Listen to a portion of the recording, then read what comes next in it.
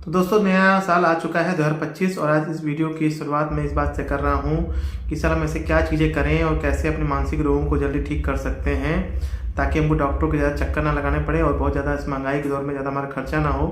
तो इस वीडियो में जुड़े रहिएगा। नमस्कार दोस्तों, आप सबका स्वागत करता हूँ मेरे चैनल पे। तो सबसे पहले दोस्तों आप सबको नया साल मुबारक हो और हैप्पी न्यू ईयर 2025। आप सबको आपकी ज़िंदगी काफ़ी खुशहाल रहे, मैं इस उम्मीद के साथ इस वीडियो को शुरू करता हूँ।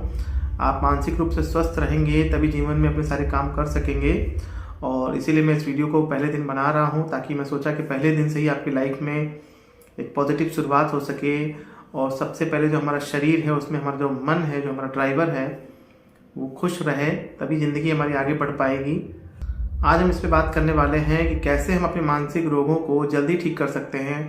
आज के तनाव भरे ज़िंदगी में जो भी हमको स्ट्रेस हो रहा है, पैसे की दिक्कत हो रही है, किसी को करियर की प्रॉब्लम है, किसी को रिलेशनशिप की प्रॉब्लम है, किसी को जॉब नहीं मिल रही उसकी समस्या है, सबकी अपनी भी प्रॉब्लम है, इस वजह से तनाव रहता है। तो इंसान कहीं ना कहीं स्ट्रेस में है, उसकी वजह से उसको मानसिक दिक्कतें होने लगी हैं और उसके बाद उसका इलाज, उसका खर्चा, डॉक्टर फीस, दवाइयाँ। ऐसे तनाव भरे ज़िंदगी में क्या हम करें कि हमारा खर्चा कम हो, डॉक्टर के पास हमें कम से कम जाना पड़े, क्योंकि हर तरफ एक तरह से देखा जाए लूट मची हुई है और हर इंसान परेशान है। तो हमें खर्चे कम से कम करने हैं और मैं इस बात को मानता हूँ कि भाई मानसिक रोगों में कम से कम खर्च करें तो ज़्यादा अच्छा है, क्योंकि मानसिक रोग सोच की दिक्कत है। अगर हम अपनी सोच को ठीक कर लें तो हमें ये रोग ही नहीं रहेगा, हमें परेशानियाँ नहीं होंगी, क्योंकि कोई फिजिकल से बीमारी तो है नहीं भाई कि मान लीजिए पेट में दर्द हो रहा है, कोई मान लीजिए कि अपेंडिक्स की प्रॉब्लम हो गई है, कोई गॉल ब्लैडर की प्रॉब्लम हो गई है, कोई लीवर की प्रॉब्लम हो गई जिसके लिए हमें सर्जन की ज़रूरत है, फिजिशियन की ज़रूरत है, या कोई सीने की प्रॉब्लम हो गई, कोई बुखार, टाइफाइड है, टीबी है। ये तो सोच की दिक्कत है। इस सोच की दिक्कत को अगर अपने सोच से ही ठीक कर लिया जाए, अपनी सोच को सही कर लिया जाए, उसकी प्रैक्टिस कर लें, तब हमें जल्दी ठीक हो जाएंगे हम। इस वीडियो को बनाने की जरूरत इसलिए पड़ी क्योंकि मैं ये मान के चल रहा हूँ कि 2025 की हम शुरुआत कर रहे हैं और हम नए सिरे से शुरू करना चाहते हैं। हो सकता है 20 साल से आपको प्रॉब्लम हो, ओसीडी, फोबिया, डिप्रेशन या जो भी समस्याएं हों और आपका ठीक नहीं हो रहा हो, बहुत आपने दवा कराई हो, थेरेपी कराई हो, लंबी लंबी दवाइयाँ खाई हो, 2-2, 3-3 महीना, 6 महीना, ठीक है, फोबिया का ट्रीटमेंट कर रहे हो, या साइको किसी पेशेंट कोई हो आपका, स्किज़ोफ्रेनिया का ट्रीटमेंट चल रहा हो, तो क्या ऐसी चीज़ें हम करें कि हमारा मानसिक रोग जल्दी ठीक हो जाए। यही बातें मैं बताने वाला हूँ। कुछ गलतियाँ जो आजकल बाज़ार में हो रहा है, मार्केट में हो रहा है और साइकेट्रिस्ट भी करते हैं, डॉक्टर्स करते हैं, उन गलतियों के बारे में बताना चाहता हूँ ताकि आप अपने सही डॉक्टर के पास पहुँच सकें। और कुछ गलतियाँ पेशेंट के रूप में भी हो जाती हैं, उनको भी हम डिटेल में बताएंगे बाद में, क्योंकि देखिए 2 चीज़ें हैं, एक तो डॉक्टर आपका सही होना चाहिए और पेशेंट को भी डॉक्टर की बात को मानना चाहिए। इन चीज़ों को ध्यान में रखना है। दोनों चीज़ों में से कोई एक चीज़ गड़बड़ हो जाएगा तो सही इलाज नहीं हो पाएगा। मतलब अगर या तो आपका डॉक्टर ही ठीक नहीं है, दूसरी बात अगर या तो पेशेंट डॉक्टर की बातों को पूरा मानते ही नहीं है, उसकी प्रैक्टिस नहीं करते, तब भी चीज़ें गड़बड़ हो जाती हैं। तो सबसे पहले मैं डॉक्टर की गलती बता रहा हूँ कि सबसे पहले डॉक्टर की गलती ये हो जाती है कि आजकल हर आदमी पैसे कमाने के चक्कर में अगर क्वालिफाइड डॉक्टर नहीं है तो थोड़ी बहुत दवाइयाँ सब लिख लेते हैं, घबराहट की, बेचैनी की, उदासी की, गुस्से की।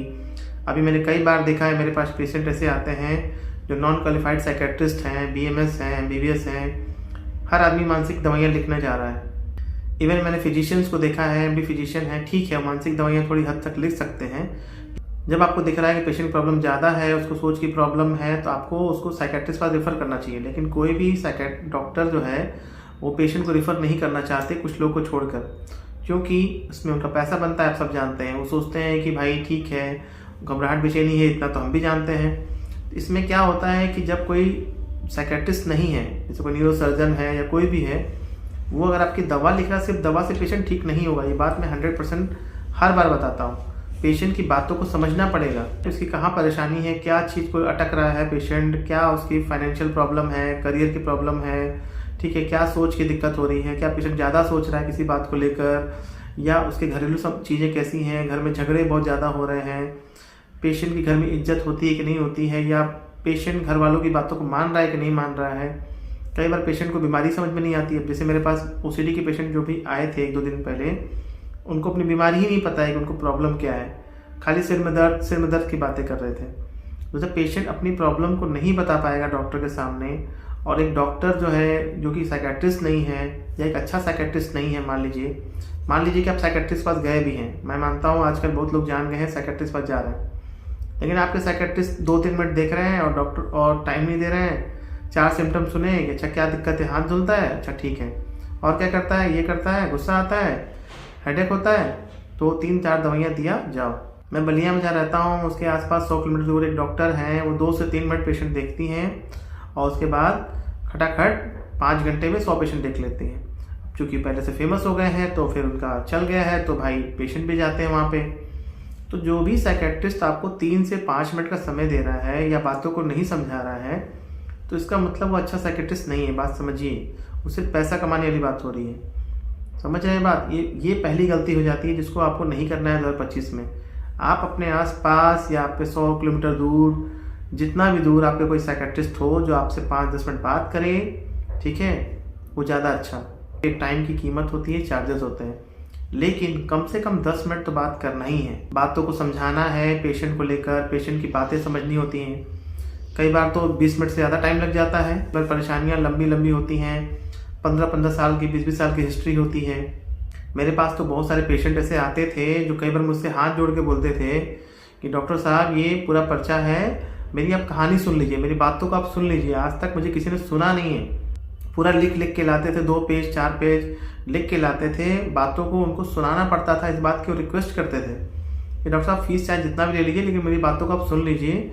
कोई भी डॉक्टर मेरी बातों को सुनता नहीं है। तो मैं सोचता था कि बताओ आज ज़माना कैसा आ गया है कि मरीज की बातों को डॉक्टर सुन नहीं रहे हैं, क्योंकि कम समय में जितना ज़्यादा पेशेंट एक साइकेट्रिस्ट या डॉक्टर देखेगा उतना ही ज़्यादा उसका पैसा होगा। तो आपको ये देखना है कि भाई आपको टाइम मिलना चाहिए, एटलीस्ट 10 मिनट का समय मिलना चाहिए। बाकी तो ज़्यादा समय लेने के लिए चार्जेस तो देने पड़ते हैं, सबको देने पड़ते हैं, मुझे भी देने पड़ते हैं। तो ये पहली एक गलती होती है। अपना सही डॉक्टर आप अगर नहीं चुनेंगे, साइकेट्रिस्ट, अब मान लीजिए कोई फेमस न्यूरोसर्जन है, फिजिशियन है, पता चला BMS ही दवा लिख दे रहा है। एक BMS, मेरे जिले में एक BMS थे, मैं देखा कि पहली बार में एक पेशेंट को 3 डिप्रेशन की दवाइयाँ लिख दिया है। अब वो अपने डिग्री में BMS तो लिखे नहीं है, उन्होंने जनरल फिजिशियन लिख दिया है। अब पेशेंट को क्या पता चल रहा है कि भाई वो फिजिशियन है, कि भाई वो साइकेट्रिस्ट है, कि क्या है। कई बार अभी भी गांव के जो लोग हैं, जो भी गांव के मतलब पेशेंट होते हैं या कुछ पढ़े लिखे लोग भी होते हैं, वो साइकेट्रिस्ट से नहीं दिखाना चाहते हैं। उनको लगता है कि अरे भाई हम कोई मेंटल थोड़ी हैं कि हम साइकेट्रिस्ट पास जाएँ।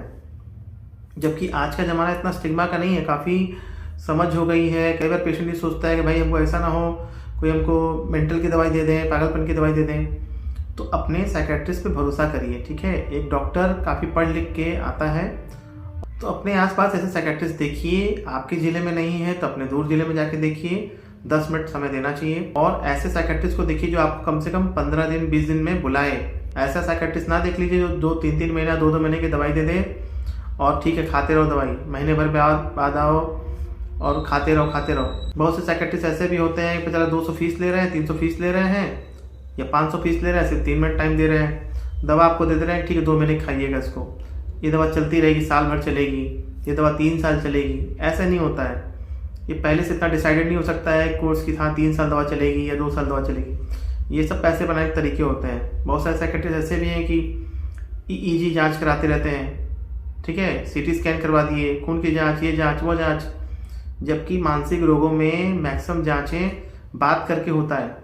मेंटल स्टेटस एग्जामिनेशन जो हम पेशेंट से डायरेक्ट बात करते हैं वो एग्जामिनेशन होता है। हाँ कुछ टेस्ट होते हैं बाद में पेशेंट की सीवियरिटी को देखने के लिए। OCD में वाइट बॉक्स स्केलिंग होता है, ठीक है, और सिजोफ्रेनिया में पैन स्कोर होता है और डिप्रेशन में हैमडी स्कोर होता है। इन्हें टेस्टिंग होती है, ये बीमारी की गंभीरता को देखने के लिए होता है, डायग्नोसिस के लिए नहीं होता है। बात मैं आप सबको बता दूँ।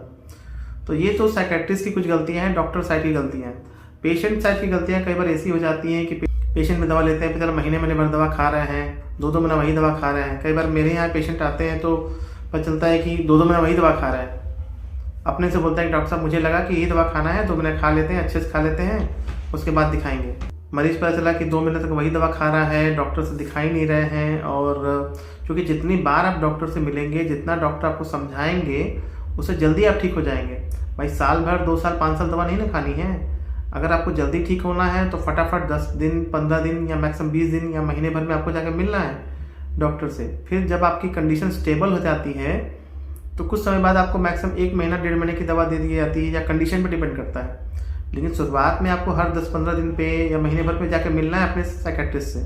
बातों को मानना है और उसकी प्रैक्टिस करनी है बार बार। जो भी आपके साइकेट्रिस्ट आपको समझा रहे हैं, चाहे 2 ही लाइन समझा रहे हैं, उस बात की प्रैक्टिस करिए, बार बार प्रैक्टिस करिए। और अपने बुरे मन की बातों को ना सुनिए, जो भी हो रहा है कि अरे ऐसा नहीं वैसा नहीं। अगर मान लीजिए किसी इंसान को हाथ धुलने की प्रॉब्लम है और उसका बुरा मन बोल रहा है कि नहीं नहीं धुलो धुलो कोई बात नहीं है, तो बुरे मन की बात ना सुनिए। आपको ये बात समझ में आ जाएगी कि आपका बुरा मन क्या बोल रहा है, ठीक। और एक प्रॉपर ट्रीटमेंट लेना है। जितनी बार आपके साइकेट्रिस्ट बुलाएं, और सही साइकेट्रिस्ट आपको 3-4 बार में आपको बता देंगे कि भाई आप ठीक हो रहे हैं कि नहीं हो रहे हैं। आपको पता चल जाएगा अपने साइकेट्रिस्ट से कि आप मतलब जल्दी ठीक हो रहे हैं कि नहीं हो रहे हैं। और सही साइकेट्रिस्ट की पहचान ये भी होती है कि अगर आपको कोई भी साइकेट्रिस्ट आपको देख रहे हैं और आपको अगर 3-4 बार से ज़्यादा आपको बुला रहे हैं और आपको फ़ायदा नहीं हो रहा है, तो आप समझ जाइए कि भाई अब मुझे डॉक्टर चेंज करने की ज़रूरत है। किसी भी साइकेट्रिस्ट को कम से कम 3 से 4 बार 5 बार का समय दीजिए। दवाइयाँ धीरे धीरे बढ़ती हैं, उसके बाद उसका असर दिखने लगता है। अगर वो कुछ समझा रहे हैं तो आपको जल्दी फ़ायदा होगा। और ये बात कितनी बार बता चुका हूँ और 2025 में फिर से बता रहा हूँ कि सिर्फ दवा से पेशेंट ठीक नहीं हो सकता है। चाहे आप इतनी दवा खा लें, इतनी दवा खा लें, कुछ भी कर लें। कई बार पेशेंट जो होते हैं ना, दवा पे भी इतने डिपेंडेंट हो जाते हैं कि उनको लगता है बस दवा मिल जाए। एक पेशेंट मेरे आते हैं, वो बोलते हैं बस डॉक्टर साहब हमको कुछ समझाइए मत, बस ये दवा दे दीजिए, हमारी ज़िंदगी में बहुत सारा टेंशन है। तो ऐसा पेशेंट भी ठीक होना मुश्किल हो जाता है कि नहीं डॉक्टर साहब अभी हम इस महीने हमको 1 महीने की दवा दे दीजिए, 1.5 महीने की दवा दे दीजिए, और हमको बहुत टेंशन हो रहा है ज़िंदगी में, आप नहीं समझ पाएंगे, बहुत परेशानी है हमारी लाइफ में है, अभी हमको ज़्यादा समझाइए मत, बहुत स्ट्रेस हमको है और हमको दवा दे दीजिए। तो कई बार हमें उस तरफ भी ध्यान देना पड़ता है, क्योंकि कई बार पेशेंट सोच ही लेता है कि नहीं उसको दवा से ही ठीक होना है। तो ये भी चीज़ थोड़ी गलत हो जाती है, क्योंकि आपको दवाइयाँ ज़िंदगी भर तो खानी नहीं है। थोड़ा अपने मन पे कंट्रोल करना पड़ेगा। दवा सिर्फ सपोर्ट करती है, मैं हमेशा बोलता हूँ बात को। ऐसा नहीं कि सारा दवा सब कुछ सारा काम कर देगी, हाँ, लेकिन ये जो सपोर्ट होता है दवाइयों का कई बार बहुत ज़्यादा होता है। जब आप अकेले पड़े रहते हैं, ज़िंदगी में बहुत सारी बातें होती हैं, मरने के विचार आ रहे होते हैं, मन उदास रहता है, नींद नहीं आती है, गुस्सा आता है, चिड़चिड़ापन होता है, या बहुत सारे घबराहट बेचैनी हो रही होती है, उस समय मेडिसिन काम करती हैं। एक और गलती आजकल मैं देखता हूँ यंगस्टर्स में, या बहुत से लोग जो मुझे यूट्यूब पे कमेंट करते रहते हैं, कि कई बार मैं देखता हूँ कि भाई अगर आप मुझे कमेंट करते हैं कि डॉक्टर साहब मुझे डिप्रेशन है, या मेरे मरने की कंडीशन ख़राब हो गई है, या मेरा मन नहीं लग रहा है, मुझे बहुत घबराहट बेचैनी हो रही है, मेरा घर परिवार बहुत ख़राब है, मेरा हेल्प करिए। अब आप बताइए कि मैं ऐसे हेल्प कैसे कर सकता हूँ, क्योंकि यूट्यूब से दवा दिख के तो दवा मिलती नहीं है। मैंने बताया कि शेड्यूल एच ड्रग्स होती हैं, और मैं हमेशा ही बात बोलता हूँ कि मेरे वीडियोज़ को या आपके जो रिलेटेड वीडियोज़ हैं, आप इसको 10-15 दिन देखिए। अगर आपको इससे फ़ायदा पूरा नहीं मिल पा रहा है तो प्रॉपर तरीका एक कंसल्टेशन का होता है, चीज़ का एक तरीका होता है। पेशेंट को सामने से देखना इसीलिए बनाया गया है। सब कुछ अगर यूट्यूब पे हो जाता तो फिर तो कोई बात ही नहीं रहती। तो अपने आसपास के जो भी साइकेट्रिस्ट हैं, साइकोलॉजिस्ट हैं, जाके आपसे मिलिए उनसे, क्योंकि आप मैसेज करते हैं, ठीक है, और मैं इधर से कुछ बात बताता हूँ या लाइव में, तो प्रॉपर कंसल्टेशन नहीं हो जाती है। 2025 में अपनी लाइफ को लेकर ये भी सोचना है कि नहीं मुझे अपनी हेल्थ को बहुत ज़्यादा इंपॉर्टेंस देना है, ठीक। बाकी मैं ये बात बोलना चाहूँगा कि भाई जो लोग मुझसे वाकई कंसल्ट करना चाहते हैं, वो हर महीने के दूसरे और चौथे रविवार को पहले 50 पेशेंट में आ सकते हैं। उनको मैं 10 मिनट का समय दे दूंगा, इस बात की मेरी गारंटी है, और ये ज़िंदगी भर के लिए है।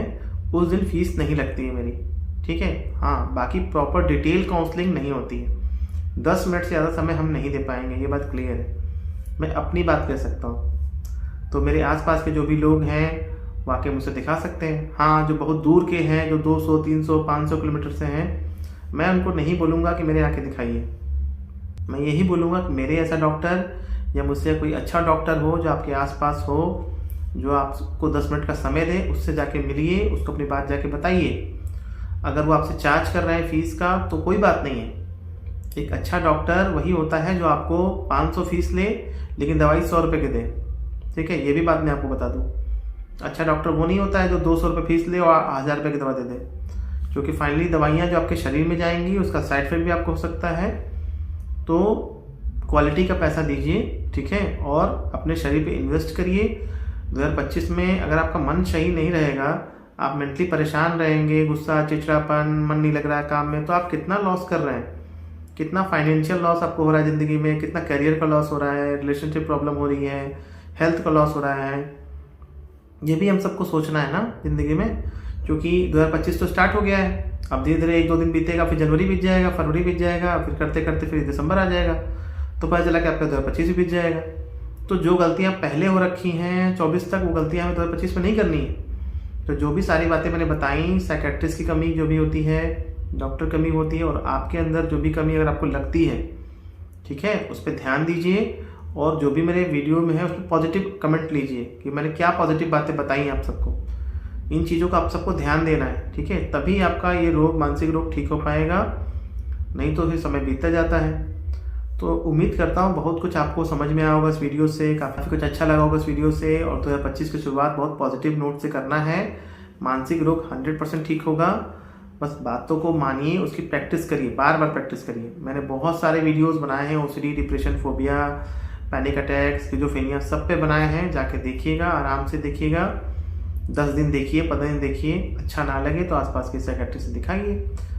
और इस वीडियो को शेयर करिएगा लोगों से, ज़रूरतमंद लोगों से। और सब्सक्राइब करने के लिए आपका बहुत ही धन्यवाद। और फिर से आप सबको हैप्पी न्यू ईयर। और दोस्तों मिलते हैं आपसे किसी नए शानदार वीडियो में, तब तक के लिए नमस्कार।